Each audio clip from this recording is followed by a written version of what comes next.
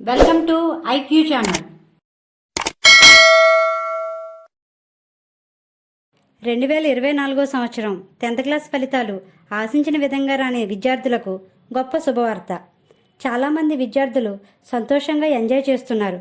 మరికొంతమంది ఆశించిన ఫలితాలు రాకపోవడంతో నిరాశ చెందుతున్నారు. అయితే ఇక ఆలస్యం చేయకండి. ఏపీఎస్ఎస్సి బోర్డు విద్యార్థులకు గొప్ప అవకాశం ఇచ్చింది. ఏ సబ్జెక్టులో అయితే మార్క్స్ తక్కువగా వచ్చాయో ఆ సబ్జెక్ట్కి రీవాల్యుయేషన్ మరియు రీకౌంటింగ్ చేసుకోవడానికి అవకాశం కల్పించింది.